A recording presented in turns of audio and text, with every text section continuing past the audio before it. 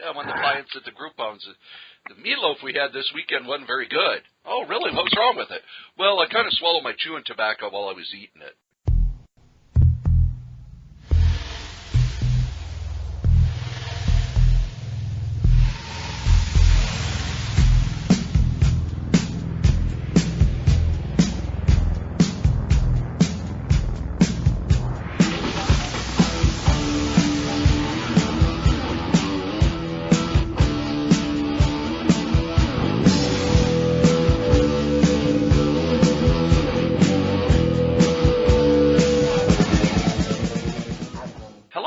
Once again to Crazy Comics and Stories. It's me, your charming and delightful old Uncle Rap Bastard for the 291st time.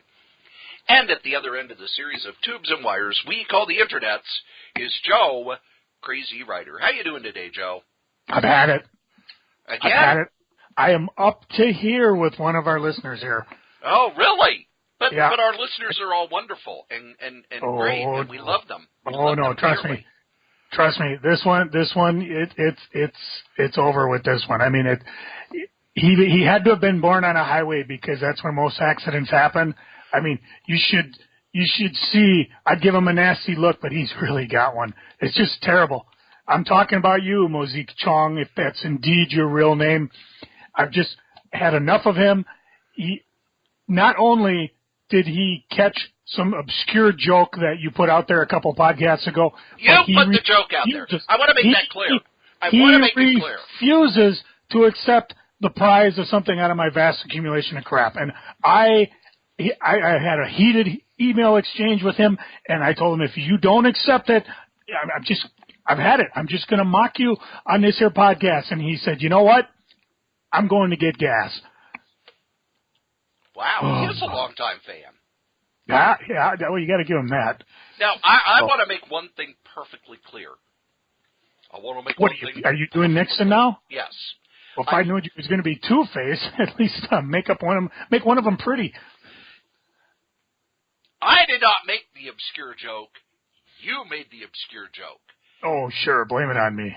Well, you're the one who made the obscure joke. Cory, you'll never be the man your mother is. I'm telling you. These are supposed to be jokes you're making about the listener, not me. Oh, that's right, Mr. Chong, if indeed that's his real name. I heard he was so ugly that Hello Kitty said goodbye to him. God, am I going to have to put up with this the entire show? Yeah, well, maybe he'll leave soon. Not too soon. I was just about to poison the tea. I was going to ask what you've been up to, but at this point I don't care. Oh, trust me, I've been seething at this Chong fella. Seething? Yep. He is going to rue the dame. Rue the dame? Oh, Dame Edna, of course. I'm just confused. I mean, if his name was Dan Druff, he'd be getting into people's hair. Oh, I'd call him an idiot, but I don't want to insult all the stupid people out there. What did I do to deserve this? What a horrible thing did I do in a previous life to deserve this? There's already two horrible things that have happened this week, Joe. What's that? It can't be the impending blizzard because it's coming, I guess, this Friday. We talked about it last podcast.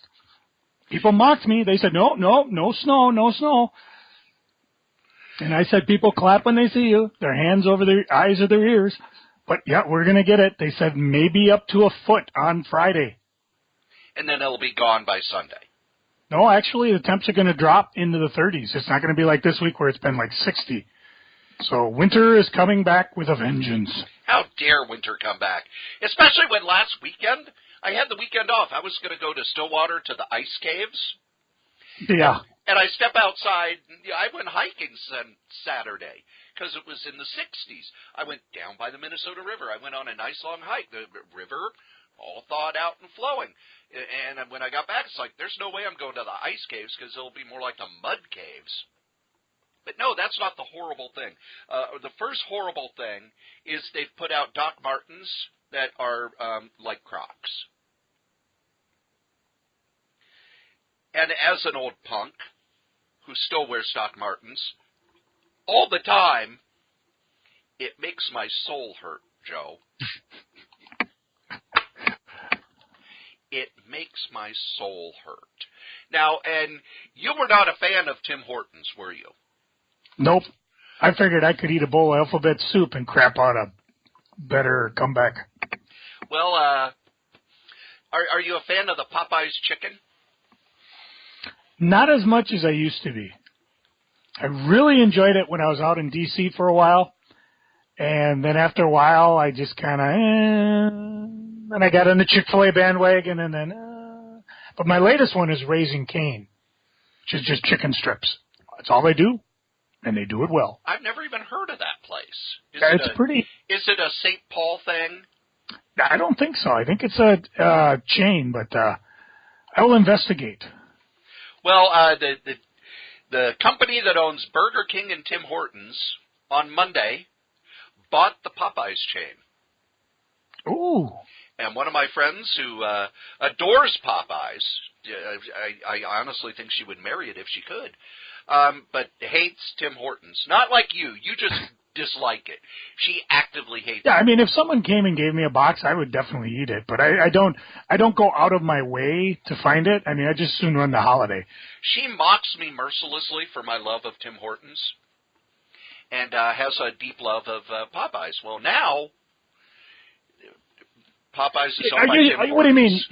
She insults you like I insult Mosaic? I mean, she says, stupidity is not a crime, Cory, so you're free to go. No, she pretty much just calls me names. But so infantile. But now her favorite chain has been bought by her least favorite chain, and all I can think is, Tim Hortons bought Popeyes. Does that mean we're going to have catfish poutine? Please clap.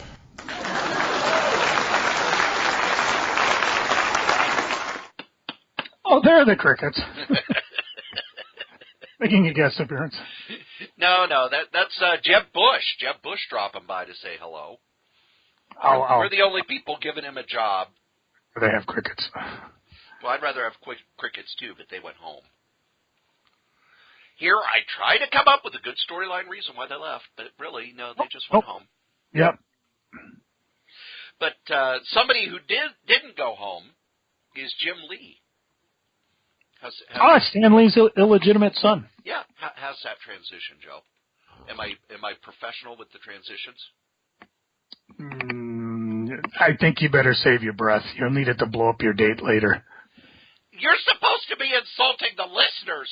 No, you're not even supposed not to be. Listeners, just one. You're not supposed to be insulting the listeners either. God damn it, now you've got me all confused. If you give me the opening. It's rabbit season. Yep. I am not going for that one. Pronoun trouble. 25 years ago this month, Image Comics came to be. And, Joe, here's a trivia question I could ask you. Ooh! Was Image Comics its own publisher when it began? No. Could you explain to the people what the deal was that gave Image, that let Image be created? I'm not quite sure if I know the exact details, but they went through Malibu as an imprint to start out. And then after a while, they decided to go out on their own, almost collapsed, but then brought aboard a very smart gentleman. I believe it was Larry Mauder of Being World fame. Yes, Larry Marder. And he ended up helping them straighten out. I gave the condensed history. That's pretty much what happened. Because I think what Malibu did with their Image money, legend has it, is that's what they used to launch the Ultraverse. Yes, it is. And we all know what happened to that. Marvel bought it and buried it. And they say, there's all these contractual blah, blah, blah. So we're not allowed to, and we won't be able to. And you ask the people who worked for Malibu, it's like, yeah, they got to pay us. Yeah. You know, Marvel, I love the shop, but I'm not buying your bull. Image began way before Chong was around. When I've heard about the origin of Image from a whole bunch of people, and they all say pretty much the same thing. Todd McFarlane had left comics. Yes, he was. That's what people forget. he had already done his run on Spider-Man, extremely grateful to everybody involved, and he left. And he was pretty much done with comics, and Rob Liefeld wanted to pitch a new series to Marvel, and they were not so hot on it. They said, well, why don't you just hit your deadlines on the book you're doing there, Pepper Boy? And he and a couple other artists, they gathered themselves up, and they actually went to not Tom DeFalco's office, but the guy above him, and said, we want to change in how Marvel treats the artists, et cetera, et cetera, et cetera. They wanted to work out an imprint at Marvel. And there are rumors that what Marvel pitched is, well, tell you what, we'll give you Epic. And the deal wasn't good enough, so they went to Malibu. And Malibu pretty much said, yeah, you package it, and we'll print it, and we'll put it in the catalogs. Do whatever you want. We'll do the distribution. We'll set up with the printers and everything, and we'll go from there. And they went with Malibu, and within a few months, they pretty much decided that they could do it all themselves. Yes, they knew everything. Well, and it didn't take them long to figure out, okay, here's the printer, here's the distributors. They were already turn it on. They were already packaging everything. They were pretty much just delivering finished product to Malibu. Now, one of the big things that was different about Image, they come in and they're, we're creator control, we're doing it ourselves, we're giving the money ourselves. They brought along a whole stable of artists with them. Not so much writers necessarily, but definitely anybody was hot. When the Image tent popped up, it was at what is now, is that CE2E in Chicago, or did Wizard buy? Wizard bought the Chicago convention. So the year they bought it, it was too soon to change it and wizardize it.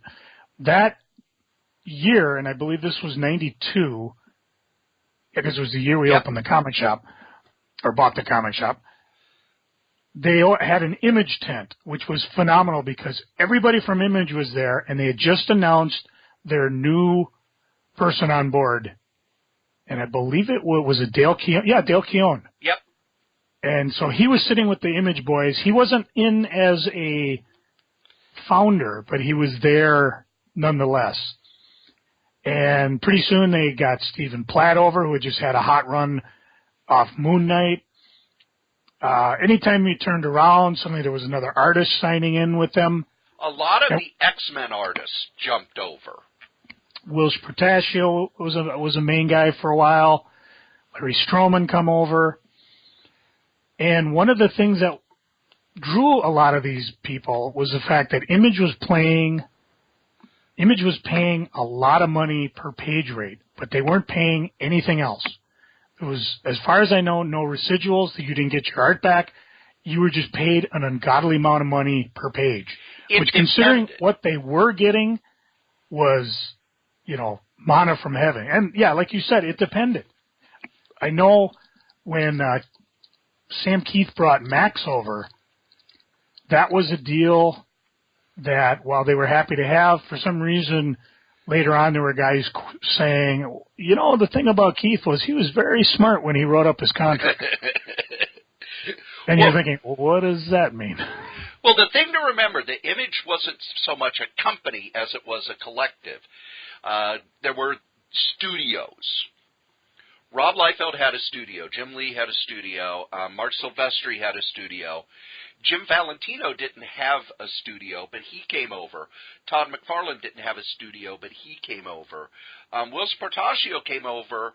He was one of the original 7, but then just didn't produce anything and was quietly wiped away from... Well, the scuttlebutt was that his sister had passed away. Yes. And so he basically sold everything to Jim Lee and then went to be with his family. And eventually he came back. Yep. But not as a partner. And the only book that I remember him being involved in was a book called Tribe. No, it wasn't Tribe Larry Stroman? It might have been. Wetworks. I was not a big fan of either one of those guys. It was Wetworks, I believe. Okay. And then the last creator was Eric Larson. And some of the Image people... Although I think he had his name withheld, didn't he? Cute. Or was that later? It was earlier, actually. Okay. But in the studios, you worked for the person who owned the studio. And sometimes you'd get credit, and sometimes you wouldn't, and sometimes you'd just get a page rate. And it would depend on where you were in the hierarchy of the studio. But for people like McFarlane, he just had his one book. Eric Larson, he had his one book, and then he started doing other books. And I think he brought over Colleen Doran with A Distant Soil later on. Later on, they brought in other creators, but at the beginning, it was that was actually under his imprint. It wasn't necessarily other. So it was that, like you said, it was a really different thing. You didn't go to Image and say, "Here's my book, I want to publish." Image wasn't like a publisher. It was just, like you said, it was a clearinghouse. I don't think...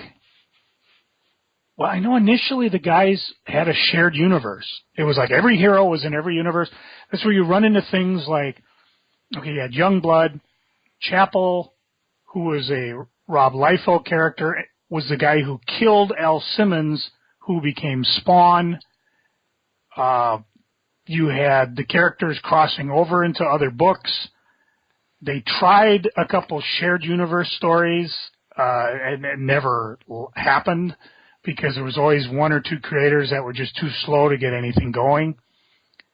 And eventually that whole shared universe kind of dropped off. There was a book, I can't remember the name of it, Cory. It was their first attempt at a crossover universe.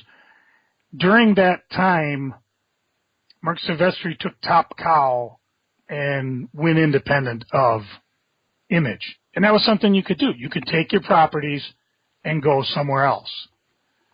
And the reason for that was that there was internal strife. I don't want to say early on, because the first couple of years, they were just printing money. But not necessarily on time. No, not on time. But because we had to, hang on a second. I'm ready. I got my bucket right here. Because, we all talked about death money. Oh, God. He's gonna give. Oh. I knew when we talked about doing Image, I was going to have to wait. But yeah, they had a big problem with late books. And the thing was, because there was no real editor, no one to push, they could pretty much do what they want. I mean, there were some guys. I mean, Todd got his book out pretty regularly. Eric Larson got his book out pretty regularly. Now, there's some caveats coming. Image was largely responsible for the comic industry deciding, you know what, we cannot have books. It used to be when you ordered a book, they could be 90 days late from the day they published it, and it would still be non-returnable.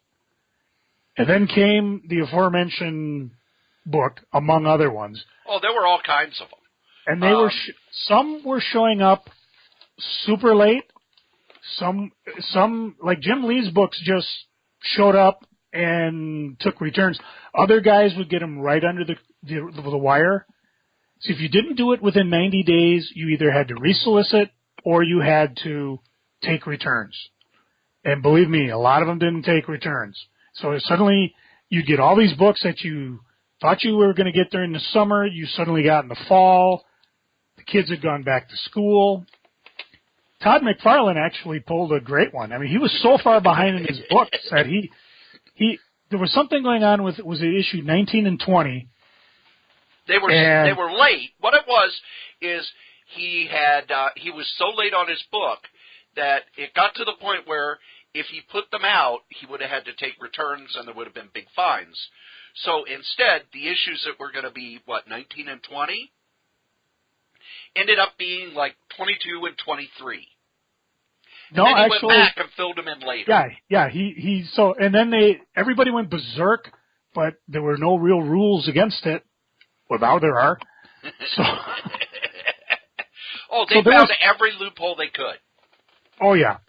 Now, the weird thing was, for the comic shop at the time, just to give you an idea, we were really riding high. Death of Superman, Return of Superman, Batman getting his back broken. A lot of the books were going good. The speculator craze was in full bloom, and Image was riding this wave. People would buy 10, 20 copies of any book. Variant covers were coming out like crazy. I think Bloodstrike had reappearing, disappearing blood on it. Run the blood! Shiny issues. It was just crazy stuff going on. And we had a real dedicated set of people who were just there to buy Image books. Did not care about stories, which was good because some of those stories are pretty incomprehensible. Some. What, number one, I'm looking at you. But kids would come in, and I'm talking kids, I'm talking teenagers would come in, buy these books, and they'd go home and they would draw like them. Because stuff like what Image guys were doing with their heavy cross-hatching and their weird styles, super big arms, incredible guns, women with waists so tiny they choke themselves. And I can't stress enough the amount of kids that came in and bought this stuff. By the end of summer, they stopped coming in. It was like that fad of 93 was the big time for these guys. And, some came in, some didn't, but they were not like you and I imagine most of our listeners, except for Mosaic Chung, where we would come in month after month and pick up our books. These kids, Cory, you probably said the conversation, when is Image book number 5 coming out? Oh, it's not out yet. Well, that's not what they said. And these guys walked up to Schindler's and got the same answer.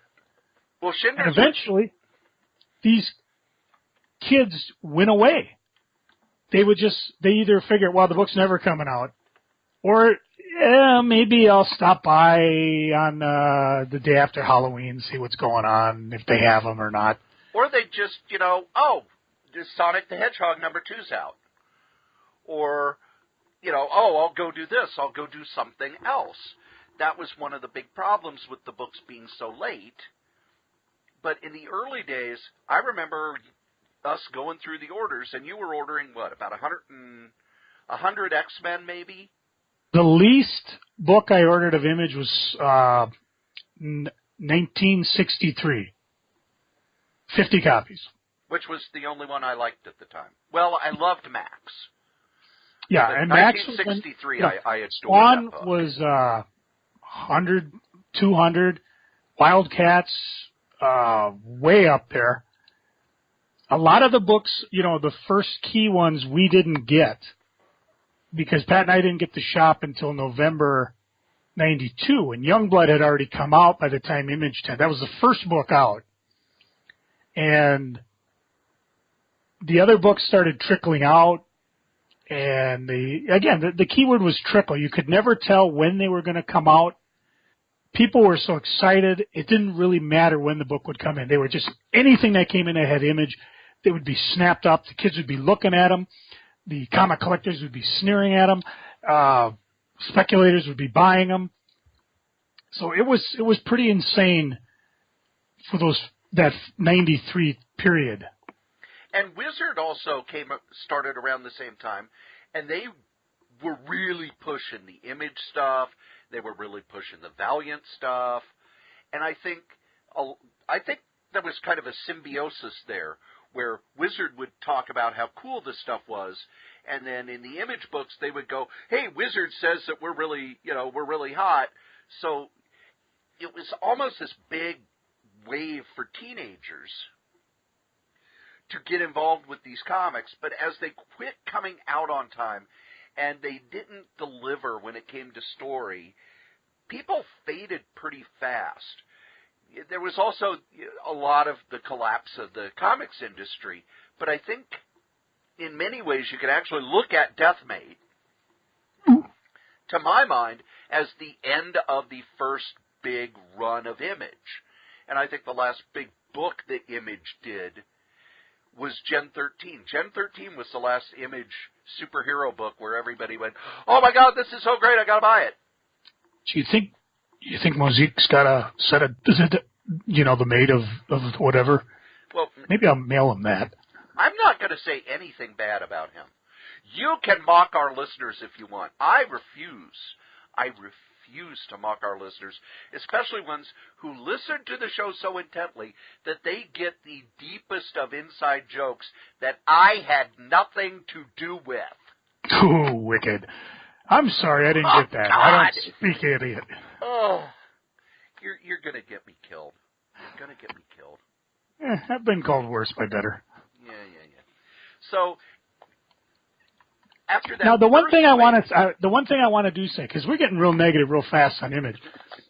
I made a lot of money with Image. You're talking when I had the comic shop, it had to be one of the best times to ever open up a comic shop. With all the stuff we talked about, Valiant, Image, Death of Superman, Breaking of Batman's Back, it was a great time to have. We all mocked the Spider Clone, but god damn, that thing sold. And we were hyped too. We've talked in the past about the Image tent, and it was all excited. You get in line to get that day to get into the Image tent, and as we're getting in, there was a guy up front. Hey, thanks for coming. And we were back. Who is that? That was Todd McFarlane. What? He stood in line and shook everybody's hand that went into that Image tent and thanked them for coming. We all lined up. Todd started talking to people because he was the only one in the tent. The other guys hadn't arrived yet. They were probably out doing breakfast. So you lined up, you got in a tent, you sat in a row, and then as you got up, you walked out, you walked across the line, you went past a table where people were selling original art of these guys. And then you get in line and you had a chance to get one autograph for everybody. So these guys sat in a tent in summer staring at belly buttons doing autographs for people. In Chicago. Yes. So you got to give them kudos. They were excited. The times were exciting. There's stories about Gruber coming up to the room and he's got two pieces of art in his hand. He must have bought something from, who did, was it Silvestri? Yeah, Silvestri had done Wolverine, so I bought a couple Wolverine covers. Even I went down and bought 2 Wolverine covers. And we're like, I did a bad thing.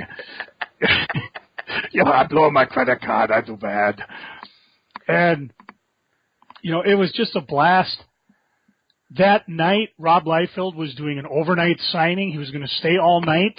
They had a radio station down there. He was going to sign in all the way to the morning. Well, I guess it petered out around 4 o'clock because nobody else showed up.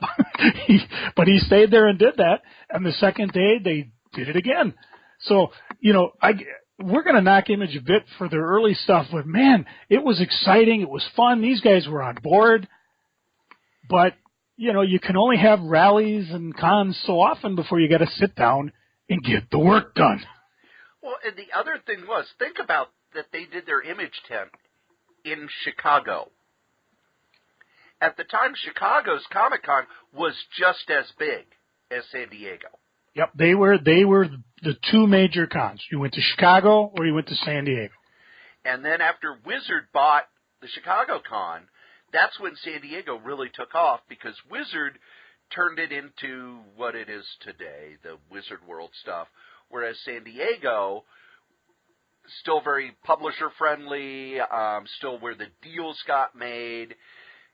Because Wizard brought in all of the media people early, and it became like the creation cons, more and more the publishers were like, yeah, we don't want to go to that. We're going to keep going to San Diego, and that's where the deals got made. And then San Diego's so close to L.A. that the movie companies could just throw their stuff in a truck and drive down, whereas for Chicago they have to put it in a plane. And we've talked about it in the past, there were some titles. I think it was Homage through Jim Lee's studio. Yeah. They had, I think Battle Chasers was the big one. And came out, sold like crazy, and the guy, as far as I know, fell off the ends of the earth. No, he got a job. He found out that if he would draw a cover for a video game magazine, he'd make more money than he made drawing an issue of Battle Chasers. Huh. And he made money doing Battle Chasers. Oh, yeah, he made big money, but then he could go and made bigger money. Draw a Final Fantasy cover or, do this. And there were there were a lot of artists at the time, too. You know, they're kids. They're 18, 19, 20, 21. They're getting 5-figure checks. Yeah. So it's like, holy crap, I got this much money? I pretty much said I can sit all summer and play video games and eat ding-dongs. There was one artist whose name I don't remember, but they said, we plan so that if a Final Fantasy or Dragon Quest game comes out, we know we're not going to get any work out of him for a month. But in those early days, Image put forth the idea that they were all about creators' rights. And it didn't take long to figure out that, no, the 6 creators who formed it had rights. And everybody else, now they would bring in other people, and they would do that, but if their book didn't sell crazy hot, they were gone. But you'd talk to the people who worked on the Liefeld books, half the time they wouldn't get their own name on it. They'd create characters and they wouldn't get any ownership of it. Liefeld was announcing movie deals right and left, not knowing that, no, if somebody options your comic. Well, he appeared in a Gene commercial. I think he was on the Dennis Miller show. That was before Image. And no, it was all because, that was the hot days. So he was hot. I mean, these guys were like rock stars. You know, we talked, I remember there was a thing at the MCBA. It was like they had their show, like the one coming up on May 20th, 21st, 2017 at the Minnesota State Fair Grandstand, MSP Comic-Con 2017. They got guest creators up on their website already, and you can talk to them like I've been talking to you, Angel Medina. I'm going to get a commission from you this year. I know you're listening. Get those pencils sharp. But you can go to www.mcbacomiccons.com. Advanced tickets are on sale. You'll see the lists on sale. You'll see some of the creators. And stuff's being added, if not daily, definitely every week. But their version at the time, it was SpringCon. And the big thing was, the same time as SpringCon, Todd McFarlane was supposed to be over at the Mega Mall doing a signing for somebody. And this was back when they were at the no longer standing Thunderbird Hotel. And people are like, well, are they part of the con? And they're like, well, no, but they reached out to Todd and they said, hey, do you want to kind of cross-promote? Nothing. Yeah, he was too busy for us. No, he didn't even show up to the con at the Mega Mall. He canceled it. He canceled the Mega Mall thing. I remember people were like, oh, you got to reach out to him. You got to reach out to him, because I was still the big high muckety-muck. And nobody was mucking your muck and Cory. Not even Mr. Chong. I can't even tell you how many times I called and they go, we'll get back to you. We'll get back to you on this day. Chong, I just stepped in something that was smarter than you and smelled better too. But Cory was the muck. This is never going to end, is it? Muck. Hey, he said he wanted some muck. He's getting it. But I talked to Al Simmons like 8 or 9 times. And he would go, we'll get back to you. We'll get back to you on this day. And then they wouldn't get back to me, and I'd wait a week, and I'd call, and he'd go, I'm so sorry. We'll get back to you. And nothing. Now, it sounds like that they were so busy. They probably were. I mean, we actually had Al at the con. Were you involved with that, or? I don't remember. I know I talked to him a whole bunch of times. Because he came to the con as Al Simmons. He wore the Spawn mask. Hot Comics actually had him. Not my Hot Comics, but Hot Comics in Edina at the time. They had him come. He brought the Spawn funny car, which was really Spawnmobile. But it was it was the car and the core, not a full dressed out funny car. He would do the costume. He'd do the signing. He'd have to take the mask off because it was incredibly stifling. And Hot Wheels. He ended up coming to one of the cons too, and at the con same thing, and he actually sold. One of the most heavily tampoed Hot Wheel cars in existence is the Spawnmobile. If you ever get a chance to get a hold of one, even if you're not a Hot Wheel collector, it's incredible. And Todd went out and got, I don't know, like 100,000 of these things made, which for Hot Wheel somebody was probably going cha-ching. But they were to specifically be done the way Todd wanted. If it didn't get done. 10,000 of these things were made without the bat on the hood of the car. And then he came and he said, no, redo it. I want the bat on the car. So if you happen to run across one that doesn't have the bat, regular small mobiles, like maybe $5 on eBay. The one without the bat, the last one I had, I just sold for about $100. And you can find them for less, find them for more. You'll also find them with Al's autograph on it. So, because he would bring them to the cons and he'd autograph them. As a side note, one of the oddball things is Al was going to do a book called My Life as Spawn, and apparently got sued out of oblivion because it's never been published. It's on Amazon. We don't hear from him anymore. No, I think there was probably a settlement because, how could you base something on a real life person and not get in trouble? Oh, wait a minute. That happened a couple times with Todd. It's real interesting, some of the early books where you see he actually puts in CNN or Fox and uses their logos. And then later on, I think he realized, no, there's a reason why you don't call it CNN. You call it like NCC or, Fox, FAUX, Because a lot of these things are trademarked, and their trademarks will come after you for it. What was the name of the guy?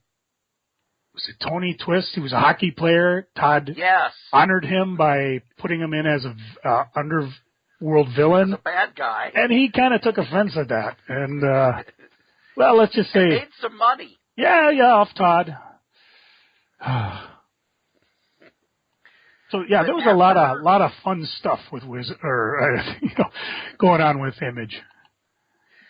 But after Deathmate... Image had to sort of change direction, and one of the things that they had to do, they had to bring in a whole bunch of people, because part of their agreement with Diamond was that they would sell at a certain percentage. In order to be in the front part of previews, they had to keep 5% market share. And after the Image superhero collapse, they went from Marvel being, oh crap, we got to flood the market because Image is flooding the market, and they're challenging us for market share. They just collapsed, and they were worried. They were getting close to going under 5%. So they brought in other independent creators, and that's how they kind of made it through the 90s. And it was kind of interesting because I'm looking at, you go to Image Comics /comics/series, and they have every series they've ever done. And I'm going through and I run across a few like, that's right, they did publish Bone. Yeah. Because Jeff Smith, seeing the collapse of the comic industry coming, brought his title over to Bone, or brought Bone over to Image, I should say. And they ended up starting, from number one, doing the whole thing. And they kept going, and then eventually he left Image too. So that's why if you ever look like on Atomic Avenue, you'll see this is like the Image, this is the cartoon, and of course multiple printings. So it gets real confusing. But that was one thing you could do with Image if you brought your property in. Instead of Image taking a cut, like a percentage or anything, for the most part it'd be like, okay, you want us to advertise you, it's a straight $5,000. And you just give us the book, we'll take care of it. And anything else you wanted to do, anything extra, it would cost. So in other words, you were kind of, what would you call that? Like a fee or a broker fee? They did not take a piece of the action. And that's how you would get these people coming in. They would do something. And then if it's sold, great, it might hang around. If not, they'd probably pull it out. It might go somewhere else. Well, and eventually it got to the point where they are now, they were moving along the point where if you came to Image, you owned your book. And it was a publishing agreement. You would work with Image, and you would decide if you wanted, it wouldn't be like in the early days where, sorry, Jerry Ordway, your book isn't selling well enough, we're canceling it. It got to the point where, well, as long as you want to keep paying us, we'll keep printing it. And that's where it is now, where as long as you pay that image fee, they'll print your book even if it only sells 4,000 copies. Now, I was talking earlier about, and I still cannot remember the name of it wasn't Splitting Image, but their first crossover. And as things were going on, like I said, Top Cow left. Rob, because the creators got into a personal dispute over the funds. And Top Cow decided just to go on their own. They, depending on who you talk to, at the same time Rob was doing his books for Image, he was doing a Maximum imprint. And certain things were being published through there and it was off of Image, didn't have Image's logo on it. And that kind of led to more friction. And so all of a sudden, until Rob was removed. Or left, depending on whose side you want to take. Again, the story at the time was they said, "You're fired," and he said, "You can't fire me, I quit." And of course, a lot of times when these stories like we're doing are retold, a lot of the Image guys were like, "Well, you weren't there, you don't know." I'm like, well, this was from an interview with McFarlane, because I remember it. That's the thing. Because that was at the time he said, "Well, if you want to know about Liefeld, just think of the first 3 letters of his last name." Yeah, there are publishing things, and people put it together. But then, by the time the last issue of that series, that I haven't figured out the name of, it was in the very last panel that the Top Cow guy is like, "Pop, hey guys, we're back." Yeah. Because Top Cow had come back. Top Cow came back as Liefeld left. And even funny how that worked. And now in this day, Rob's back. So, it's just like in wrestling. Never say never. Now, for me, Image was kind of, in the real early days, I remember I picked up the first few, and it was like, well, Rob's stuff didn't make any sense at all. No. And I was not a fan of Eric Larson's style of art. I appreciate what he does. He's very enthusiastic. Storyteller.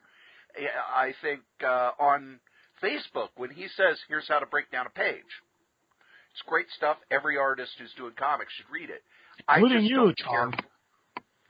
I just don't care for his style. And read the Curbs this time. The Jim Lee stuff I didn't care for. I liked the art on Spawn, but it was very clear by the 4th issue that there was no story there. It was, Todd wants to draw cool shit. So I was never one of the people who bought in. I would buy the Image books that nobody else liked. It was like, "Oh my God, 1963 is so great." Everybody'd look at me funny. Never mind that it never got finished. Well, yeah. Yeah. Or Max. I loved the Max. Yeah. Loved the Max. But when they moved into their second phase, when they were publishing stuff like A Distant Soil and Bone and things like that, it was, "Oh, cool, I'm buying Image books." I never thought I'd do that. Then when you got into the 2000s, they kind of did another shift again, which is kind of where they are now, where creators will come to them and go, "Here's this book I want to put out. Here's my pitch. If it'll sell well enough, do you think you'll do it?" And Robert Kirkman talks a lot about that's how The Walking Dead was started. He made a pitch. They said, "Okay, we'll give it a go." But they wouldn't accept it with the original pitch. He had to change it to say that later on we would find out that aliens were the ones who had created the zombies. And he jokes about it in the letters page without anybody knowing that was part of the pitch until much later on, because he'd say, "Well, in issue 75, that's when the aliens show up." Little did we know that was part of his original pitch, so that Image would publish it, and he had no intention of ever having aliens in the book.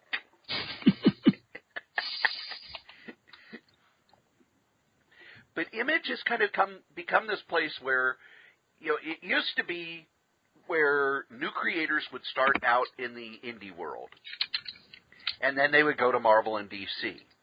Well, now you're getting a thing where you're getting indie creators like Jonathan Hickman and Brian Michael Bendis and people like that, who they become well-known enough that Marvel will hire them. Then when they make enough money at Marvel, They hold on to their own stuff, and they're going to go to Image and do it. That's what Greg Rucka did. That's what Ed Brubaker did. That's what all these other creators seem to have done. Jonathan Hickman's got a number of books there. And in many ways, it's made Image. First off, it's made Image the cool company because it's creator-owned, and all these creators kind of run their own little worlds. Brian K. Vaughan will go, oh, I'm going to do this book Saga, and here's how we're going to do it. Or Jonathan Hickman, I'm going to do this book East of West, and here's how I'm going to do it. Or Scotty Young, I'm doing I Hate Fairyland. Boom, boom, boom, boom, boom. But you've also got that vibe that Vertigo had in the 90s of this is where creators come to do the stuff they want to do. And really, in a lot of ways, I don't think there are other comic companies, even the ones that are, creator-owned stuff, that have that vibe. And it's really changed. I bet if somebody were to pick up Image now and then went back and, got the Todd McFarlane stuff and the Rob Liefeld stuff and the early superhero stuff, they would go, what the hell is this? That's not Image. Yeah, I mean, it'd be kind of fun to see. I'm looking through this. You go to the Image Comic website under Comics and Comic Series, and just look at all the series that they've published, that they've had. Some of them, like Bone, isn't even listed. But other ones, you can check it out. You can check the title. You can see if it's fun. I mean, and it gives you an idea just the variety of stuff that they publish. First they wanted to be they were going to outdo Marvel. They were going to do their own superhero shtick. Some of the things didn't pan out. I know Jim Lee sold his studio to DC, all his characters, and they've kind of vanished into DC Netherworks. I think Warren Ellis is going to try to bring them back in one form or another. Yeah, but look at it this way. Jim Lee's now one of the VPs in charge of DC. Yes. So, and Jim did come back Jim for Lee some was of a the hell of a businessman. He did come back for some of the 25th anniversary party. So, it's not like he's denying he ever did it. I was never an Image guy. No, what are you talking about? Joe, wait, you were an Image guy? I was. Michael Turner, he got famous doing Fathom. He went and started his own studio, Aspen, which is still going on, once Michael Turner passed away. So his properties that he, like you said, he saved what he wanted to do for there. And he's one of really the few guys who was able to do that. Even Rob Liefeld, when he left for Maximum, it eventually sputtered out.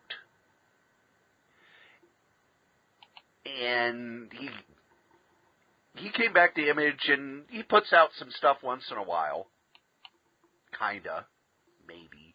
I don't know. Maybe. But Image is a very different company from when it started. And it's one of the things why when I hear about, new company, blah, blah, blah, is going to start their own new superhero universe.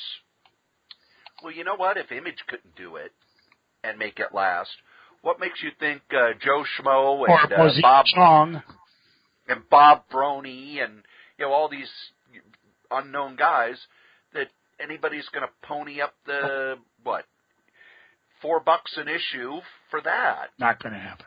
Never last. You got to do your own stuff. I don't think there's room for more superhero universes. Marvel's putting out 90 books a month. DC's putting out 70 books a month.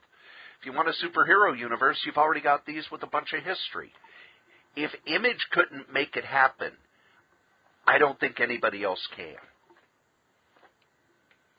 Now, speaking of creator-owned books, Joe, we have a review. We does. Yes. And did you read the book? I read the entire thing. Whoa! Preparation, ladies and gentlemen. It's one of those things that scares me. I got to tell you, though, 2 weeks ago we were going to review this book, and I read the first couple issues, and I told Cory, we got to read this whole thing.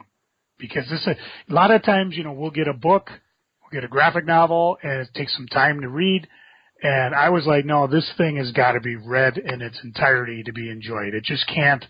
It's just not one of those that you go, yeah, I'm going to review a few pages, make some snarky comments, and go. No, I genuinely enjoyed this one. It's called Control from Dynamite Entertainment. Oh, boy, here I go. I'm going to ruin some names, just like yours, Mosaic Chong. Writer Andy Diggle, Angela Cruickshank, artist Andrea Moody. Came out originally as a 6-issue series with the obligatory variant covers from Dynamite, and the graphic novel is imminent. I'll read the synopsis here, or I could just read the first page. What do you want me to do, Cory? Read the synopsis. All right. Well, the first page more fun. I am Detective Sergeant Kate Burnham, Metro PD, and this is my testimony. And with that, you find out that she isn't making any friends in Washington, D.C. Police Department. It makes her... You know what? I don't want to read the synopsis because I think it gives away too much. This is one of those books that I sat down as I was reading, and it just compelled me to keep going forward. It starts out, she's a cop, there's a call, there's an investigation of a murder, and something's just not gone right with this. As I read and kept going forward, you get introduced to her partner, you get introduced to her. These guys move, they're cops, Metro PD, and this almost reads like it could be a movie because she's in way over her head. It seems like every time she turns around, somebody's against her or somebody's dying or being killed. The artwork is good. It plays out very well. You know the characters by their face. You don't have to back up and, okay, where's the last word balloon to figure out who this person is? And you're able to follow the action very well.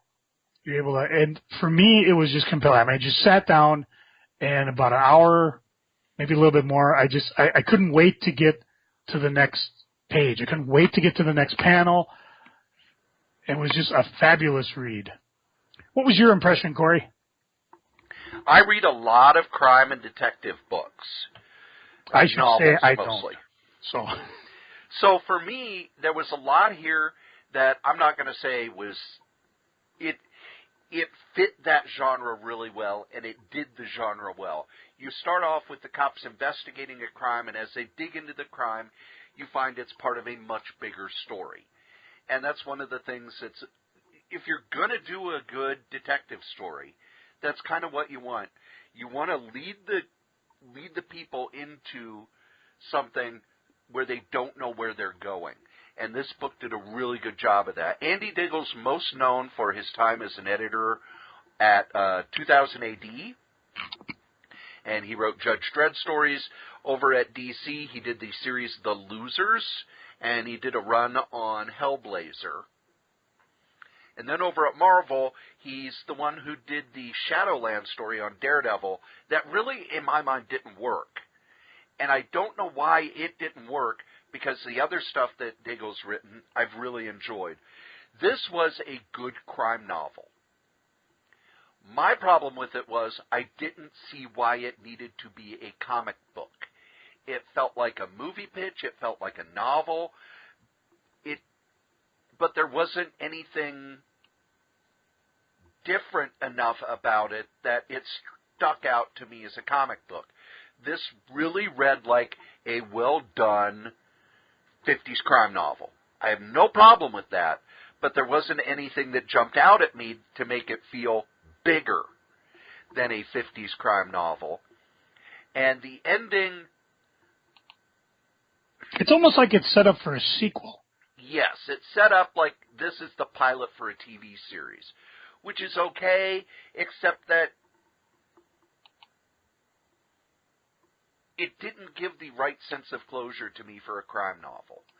There was a sequence near the end where you see the main character make a big decision. And then we get 3 pages afterward that feels almost tacked on, so that big decision, there really wasn't any jeopardy to it. One of the things about writing a story is if a character makes a decision, there needs to be jeopardy. There need to be stakes. And in a lot of ways, the lead character... Steak? I love steak. The lead character was kind of pulled through this story rather than being the one driving the story. So I can see why Joe was really captivated by it, because Joe, you don't read a lot of crime novels. I don't read crime novels, yeah. It's the same reason the big DC one from years ago, that was a crime thing. What was it? The Identity Crisis. Yes, and I think most of the comic industry was gobsmacked by it. And you were like, I've read these before. I already knew who this killer was by the time the first issue was over. Well, no, it was the second issue. In the second issue, I said, by the way, here's the killer. Well, how do you know? Because in a mystery, and the guy who wrote it writes a lot of mysteries. In a mystery, when it's your classic whodunit, you have your murder, and then someone is almost murdered. The person who's almost murdered is usually the killer. They're trying to throw the detective off the track.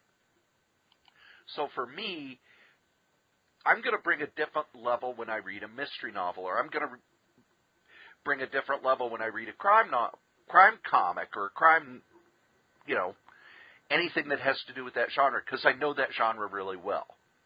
So for me, on our scale of buy, borrow, or ignore, to me it was a borrow.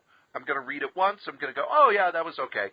I would hope they would follow it up or do something else, but it's not something I'm going to put on the shelf and read over and over and over again. But I enjoyed it. It was a fun afternoon read. Joe? I would buy it. And I'd also buy it for maybe someone like yourself that reads crime novels.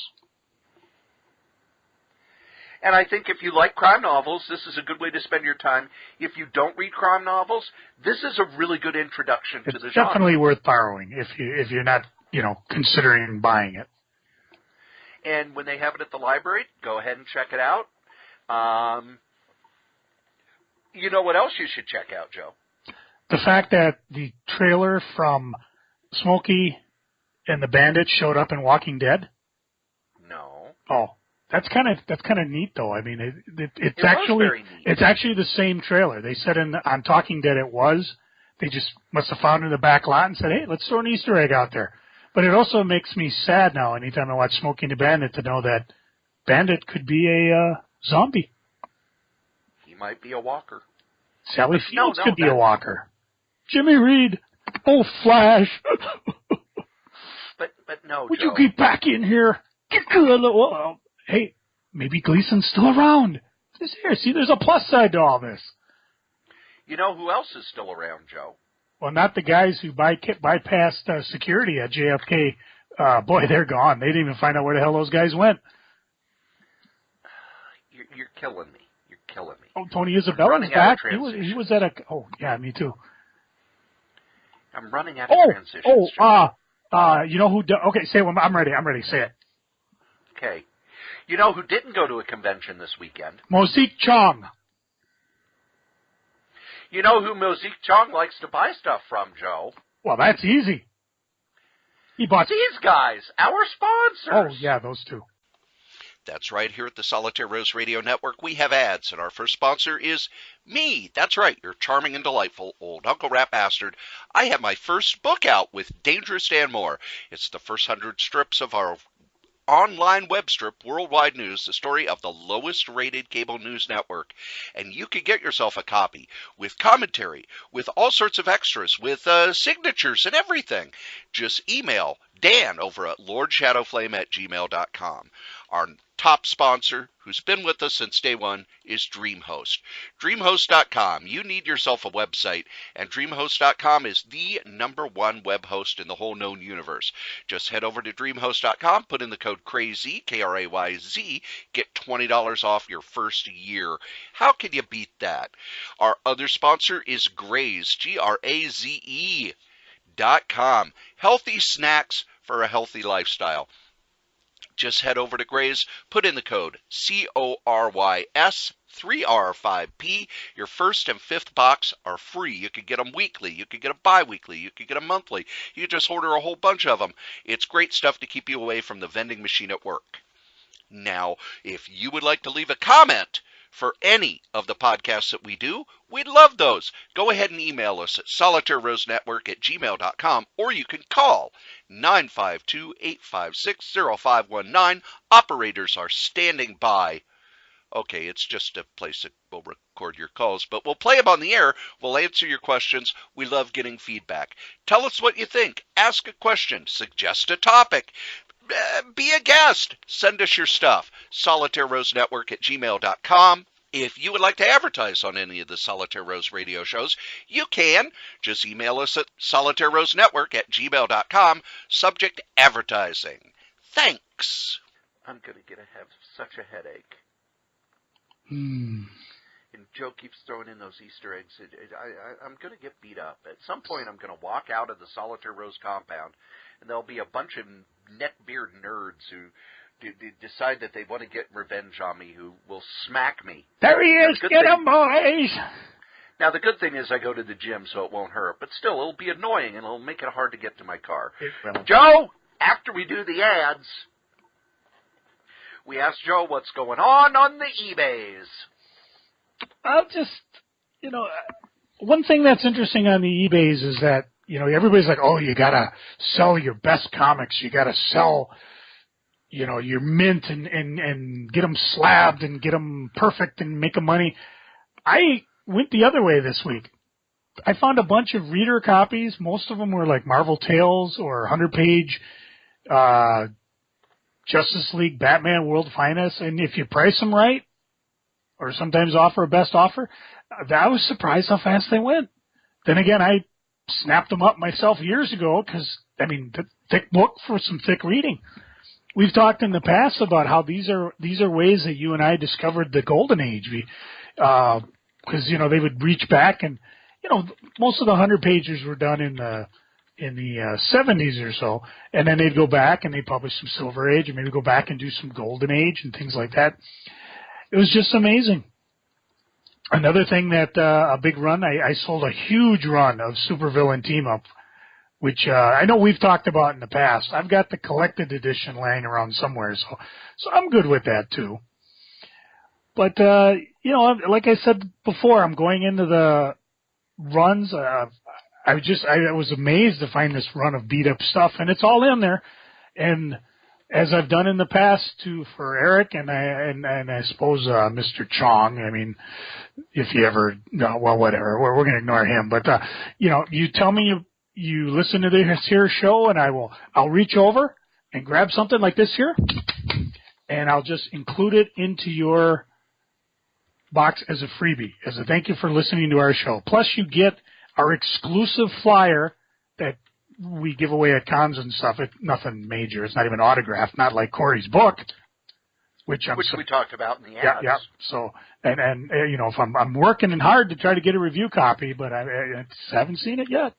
It's not like I'm asking people to send me questions to ask you, Cory. I'm just asking for a simple review copy. But, you can at crazycomics@gmail.com. You could, just send me questions. That's all I got. I won't ever get a book. I'll just get a bunch of questions. That's all I'm asking. Because we're at episode 291. Yep. It'd be cool to 300, but never mind. Well, after Joe by the way, it's crazy Krayz, in case you didn't know. Well, after Joe does the eBay, and I'm shocked there was no Ask the Strode. Usually I'm sitting in the chair waiting, but obviously not this week. Nope. Instead, we're going to blame Mosaic Chong. He probably has nothing at all to ask you, Cory. He finds you boring. Matter of fact, he probably figures you're so ugly that when you popped out of the doctor and said, "Oh, what a treasure you are," your mom probably said, "Yeah, let's bury it." Oh, thanks. That really helps. Yeah, thanks, Chong. You're knocking poor Cory down. That's my job. Why am I here if the listeners are going to insult you? It's bad enough that when I was a child, my mother had to tie a pork chop around my neck for the dog to play with me. Yeah, you were as rotten as a dead chicken. But now we talk about freaking and geeking. Joe, what are you freaking on? Well, other than Mosaic Chong, if indeed that's your real name, That's pretty much it. What are you freaking on, Cory? Remember how I said that work had said, oh, we've hired a couple people, you won't be sleeping here as much, blah, blah, blah, blah, blah. Mm-hmm. We're recording this on Tuesday. Thursday will be the last night I sleep in my own bed for at least 2 weeks and probably longer. Remember how last week I talked about how I got the big bonus for putting in so many hours? Yeah, I'm working on the bonus for the next quarter. Well, Cory, I know we all spring for apes, but apparently you didn't spring far enough. I wanted to go to the ice castles, the ice thing over in Stillwater, Minnesota. And, it was in the 60s, so they were the mud castles. And, of course, as I mentioned before, we got a snowstorm coming our way. Good thing you're working overnight. Yeah, I'm not worried about it. I got a four-wheel drive. I can go anywhere I want to.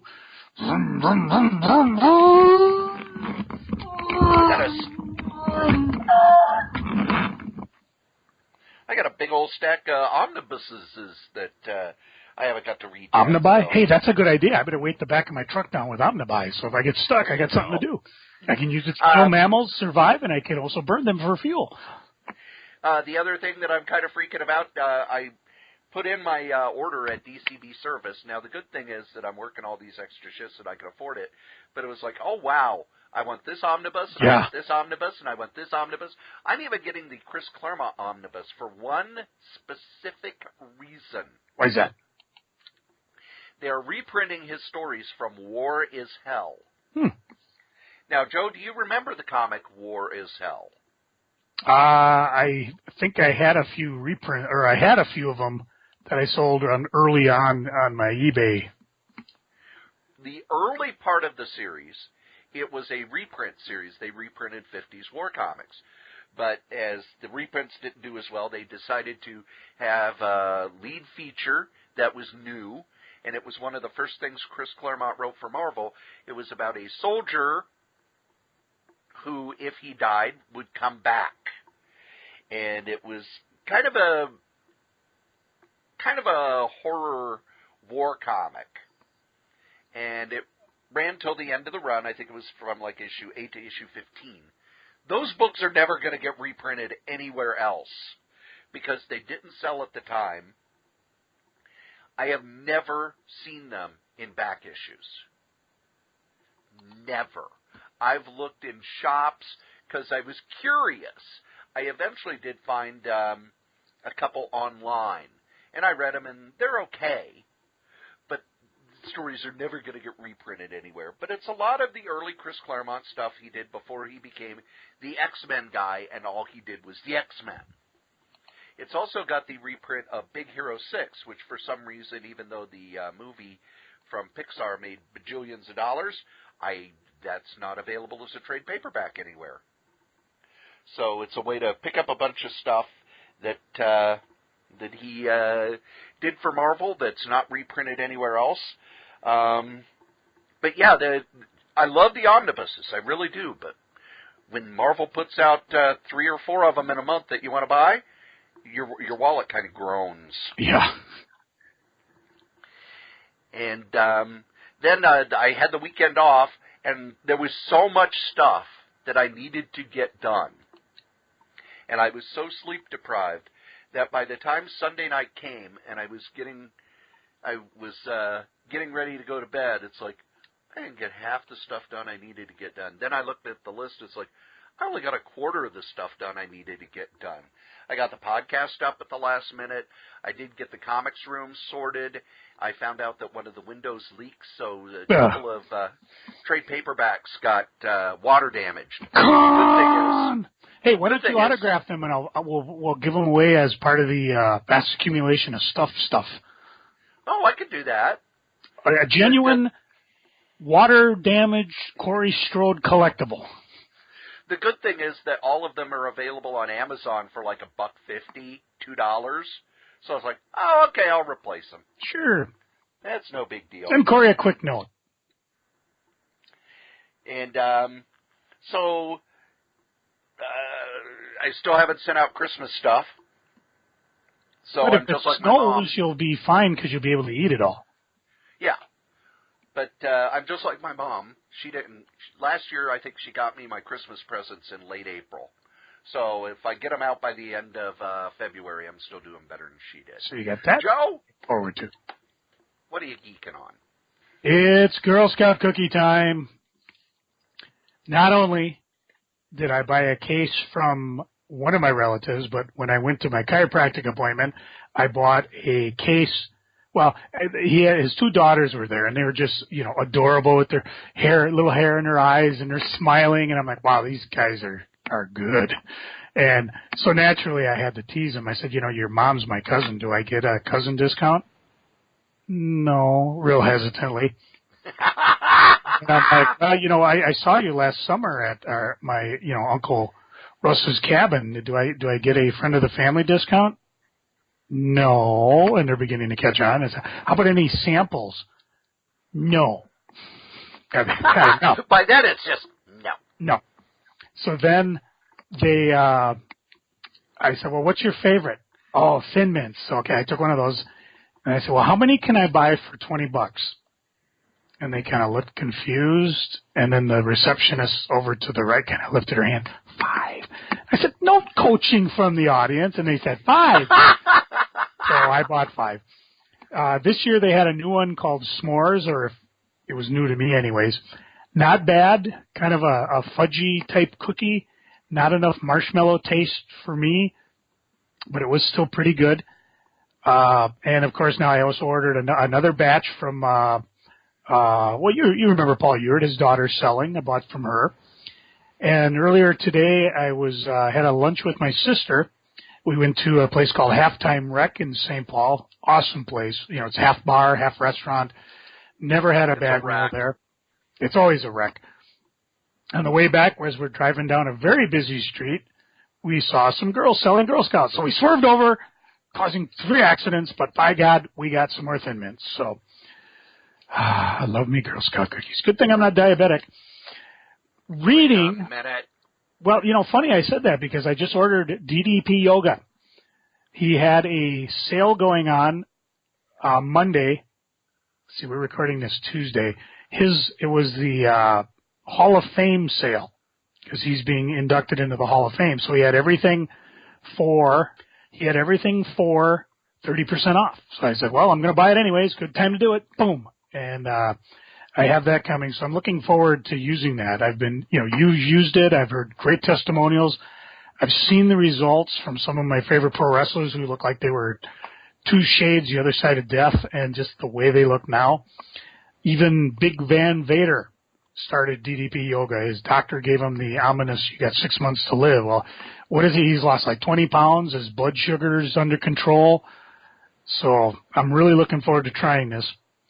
As far as reading, I've been reading a lot of stuff lately. I've been, just blowing out the stuff that you guys should try, or, things that I've enjoyed.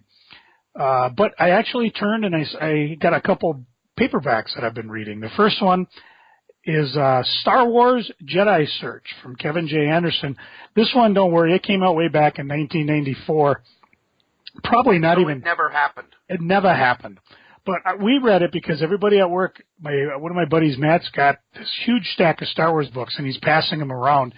And we just had a great time because in it, Lando Calrissian goes to the blob races. It's worth seeking this book out just to read his adventures at the blob races. But now I know how much fun a blob race can be.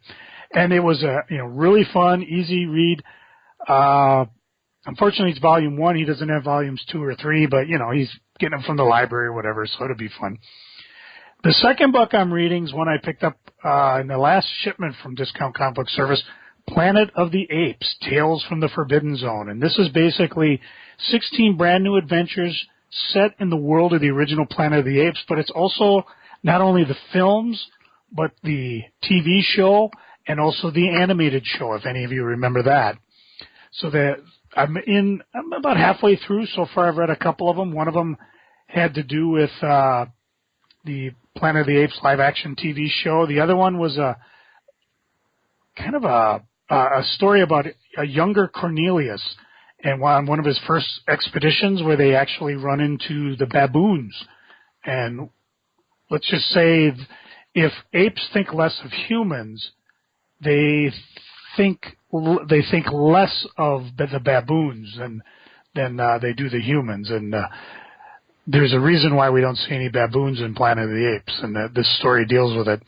I'll just talk about one other one I read called Unfired, where it's some of the, I don't even know what you call them, the mutates. They were going west to see God, and it talks about how they trek. The premise is, of course, is that Planet of the Apes is a lot more than just what we saw in the TV show, and these 16 authors, including Kevin J. Anderson, just have a blast going through it. And there's another book, too, just called Planet of the Apes, and I can't quite read it because it's very small type in the back of this book. But if you're a Planet of the Apes geek like me, definitely go seek this one out because it's a lot of fun.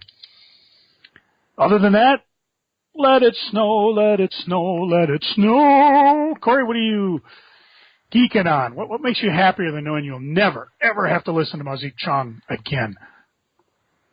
I like our listeners. No, this is a listener. Most of the listeners I get along with, but Mr. Chong, Chong. I get along with all of our listeners. They are all wonderful, intelligent people. Even the ones that have keys to your place? Don't worry. Yeah, because Chong doesn't have a key to your place. You know, if you're worried about it, what you should do is take all these water-damaged graphic novels you get from your leaky roof, put them out front, and say, for every key turned in, you can take one. All I know is I still look, and I got dirty dishes in the sink from 2 days ago. So you telling people to break in and clean things, so far it ain't happening. Well, I'm not loved. They're listeners. They're not idiots. I'm not loved. But that's, we're at geeking. The Marvel app just hit 20,000 books. And don't worry, I still haven't gotten mine to work. Thank you, Marvel. So they're adding a bunch of stuff. They had some giveaways. I didn't need the giveaways because it's like, I don't need more digital books in my, they're in the app. I'm good. But they're now getting to the point where they're putting out all of the Civil War II tie-ins. And while Civil War II was a good idea, I thought the execution wasn't the greatest. I'm really liking the tie-ins because the tie-ins deal more with the idea behind it of if we have someone who can tell us what crimes are coming, is it moral to use that knowledge? Or is knowing that knowledge going to change things and we're going to be arresting people and stopping people who haven't committed a crime yet? So the tie-ins are in some ways better than the regular series. And I like that they're all kind of dumping out Marvel Unlimited now. I am slowly going through the big, huge stack of Warren hardcovers. And I came across some beautiful, beautiful stuff by Paul Gulacy and Doug Mensch from 1980, which is kind of right after Mensch was leaving Marvel, but before he got to DC. And it's Gulacy and Mensch doing black and white, almost like a Hammer film. The story they're doing just reads like Hammer films. Just wonderful, wonderful stuff. And if I can figure out, I'll put up in the show notes what issues that the story was from. But God damn, those guys were good. They were so good. And one of the things that I do, I use a website called Lifehacker. Lifehacker is a blog about productivity and, suggestions on how to make your life easier. And I use it a lot for both productivity and for ideas for how to contain my anxiety. But they also have a thing every day with the deals of the day. And they'll list, stuff that Amazon's got on sale, stuff that other companies have on sale. And they had these two DVD box sets. One was called Ford at Fox. John Ford was a director who did a ton of westerns. Most people know the Searcher is one of his, and Stagecoach are probably his two most famous, but just beautiful movies. Worked a lot with John Wayne. They're the only John Wayne movies I can watch, but there's this huge set that at one point was $200. It has like 40 movies and a big coffee table book, and it comes in a huge box. And they found a website that was selling it for $40. So I ordered the hell out of that, and that showed up. That's a big monster. And then there is another one, a box set of Elia Kazan movies. And most people know Elia Kazan from On the Waterfront and Cat on a Hot Tin Roof. Well, and it's another big box set with a documentary by Martin Scorsese and a book. And when it originally came out, it was like $140, $150, and it was on sale for $24.99. $24.99. If I get snowed in, God damn it, I have enough movies to last me forever. And the last bargain thing, Amazon was getting rid of the Columbo complete series. So I picked up the Columbo complete series for $20. Nice. All 7 seasons, and then the TV movies that came afterward. So, I got a lot of watching to do. I got omnibuses coming. I just need some spare time in order to do any of that stuff. I'm about to go into a freaking, Joe, so I think it's time for us to say, believe it or not, kids, you've listened to us blather on about Image Comics. And Mosaic Chung, I'm with Homeland Security. I know that's not your real name. I know where you live. I'm good. Oh, hang on. I got an email. Oh. You know, Cory, I guess he's okay. He did send me his address. He said he'd be more than happy to take something off my vast accumulation of crap for guessing the inner joke. I guess he's okay. You can go back and edit out all the negative stuff I said about him, right? Yeah. Oh, good. Whew. I'd hate to lose a listener just because of a misunderstanding. I feel better now. Well, as we say every week, kids, the comic we like the least, we still like better than the comic that you like the most. Joe? Time to ask the Strode! Holy crap! Cory? I thought we were done. Do you still love nature? Yes. Despite what it did to you? Hit my music!